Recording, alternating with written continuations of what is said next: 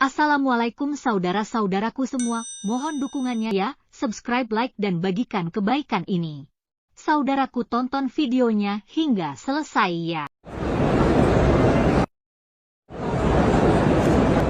Assalamualaikum warahmatullahi wabarakatuh. Bismillahirrohmanirrohim. Kaum muslimin muslimat rahimakumullah.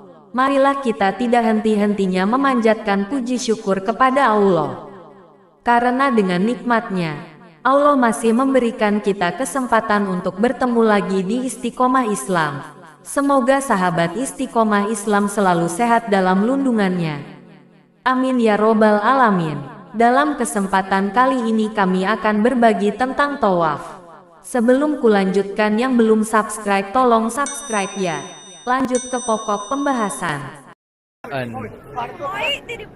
Bi'ahdika wattiba'an li sunnati nabiyyika Muhammadin sallallahu alaihi wasallam. Ini 5 jenis tawaf dan syarat sah tawaf dalam ibadah haji dan umrah. Sebelum mengerjakan tawaf, sebagai umat muslim kita perlu mengetahui dan memahami rukun dan syarat tawaf, juga jenis-jenis tawaf. Mengerjakan tawaf selama beribadah di tanah suci tidak bisa dilakukan secara sembarangan. Terdapat anjuran yang perlu diperhatikan. Pada hakikat, tawaf adalah kegiatan mengelilingi Ka'bah sebanyak 7 kali dengan niat untuk mendekatkan diri kepada Sang Pencipta, Allah SWT. Dalam sebuah hadis disebutkan bahwa Rasulullah SAW memberikan tauladan untuk berlari-lari kecil pada 3 putaran tawaf pertama. Sementara 4 putaran sisanya dilakukan dengan berjalan. Tawaf boleh dilakukan di luar ibadah haji dan umrah, sebab tawaf adalah ibadah sunnah yang bisa dilakukan setiap saat dengan tujuan mendekatkan diri kepadanya. Jenis tawaf. 4 imam mazhab membagi tawaf menjadi 5 jenis, yakni 1. Tawaf ziarah atau tawaf ifadah. Tawaf ini dilakukan oleh orang-orang yang melaksanakan ibadah haji. Tawaf ifadah dilaksanakan usai manasik di Mina, termasuk lontar jumrah Aqobah, menyembelih, bercukur atau memotong rambut, kemudian kembali ke Makkah, dan setelah sampai di sana mereka melaksanakan tawaf.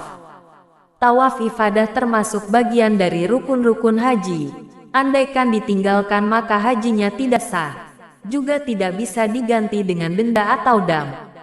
Tawaf ini dinamakan tawaf ziarah, karena meninggalkan Mina dan menziarahi Baitullah. Dinamakan tawaf ifadah karena dia telah kembali dari Mina ke Makkah. Juga dinamakan tawaf haji karena ini termasuk dalam rukun haji. 2. Tawaf kudum. Tawaf ini dilakukan oleh orang-orang yang jauh, bukan orang-orang Makkah dan sekitarnya. Ketika mereka memasuki Makkah, tawaf ini menyerupai salat 2 rakaat tahiyatul masjid. Tawaf kudum hukumnya adalah sunnah.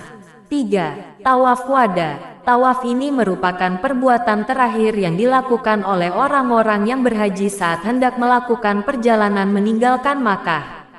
Tawaf wada termasuk dalam kewajiban haji, sehingga apabila seseorang meninggalkannya, maka ia berdosa dan wajib diganti dengan denda atau dam. Namun demikian, hal tersebut tidak sampai menyebabkan rusaknya ibadah haji. 4. Tawaf nazar. Tawaf nazar merupakan tawaf yang dinazarkan. Tawaf nazar hukumnya wajib dikerjakan karena nazarnya dan waktunya bisa kapan saja. 5. Tawaf sunnah. Tawaf sunnah merupakan tawaf yang dilakukan setiap kali seseorang memasuki Masjidil Haram tanpa pakaian ihram dan bukan dalam rangkaian haji.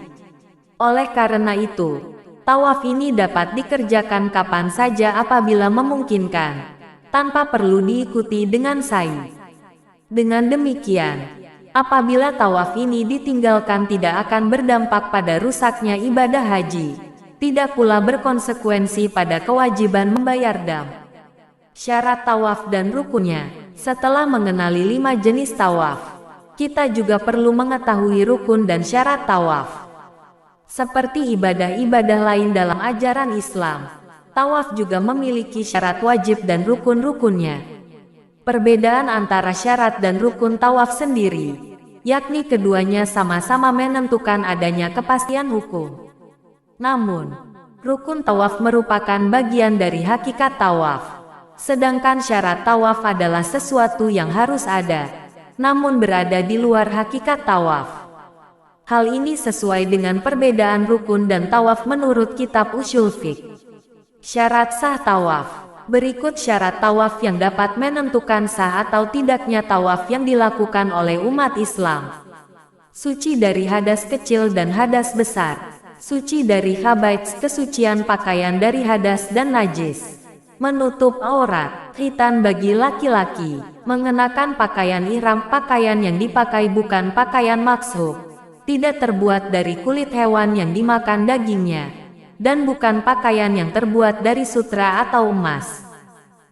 Rukun tawaf. Ada sejumlah hal wajib dalam pelaksanaan tawaf selain syarat tawaf di atas, yakni 1. Niat. 2. Tawaf sambil berjalan kaki. 3. Memulai tawaf dari Hajar Aswad. 4. Menempatkan Baitullah berada di samping kirinya. 5. Memasukkan hijir Ismail dalam tawaf. 6. Semua badan harus berada di luar Baitullah. Andai kata ia berjalan di atas trap Ka'bah maka tidak sah tawafnya, sebab trap Ka'bah termasuk bagian dari bangunan Ka'bah. Demikian juga andai kata tangannya lurus ke bawah segaris dengan trap Ka'bah, maka juga tidak sah tawafnya. Masalah ini sangat pelik dan jarang orang yang mau memperhatikannya. Karena itu, usahakan kita mengetahuinya. 7. Tawaf dilaksanakan antara Ka'bah dan makam Ibrahim. 8. Menyempurnakan 7 kali putaran. Tidak boleh lebih, tidak boleh kurang. Wallahu alam bisawab. Semoga kita semua dimampukan oleh Allah Subhanahu wa Ta'ala untuk dapat berkunjung ke Baitullah Makkah Al-Mukarramah untuk melaksanakan ibadah haji maupun umrah. Amin.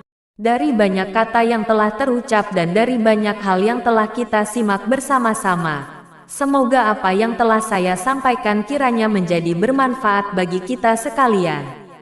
Untuk penutup kata dari pertemuan kali ini, saya ucapkan terima kasih sudah meluangkan waktunya bersama Istiqomah Islam. Akhiru kalam. Wassalamualaikum warahmatullahi wabarakatuh.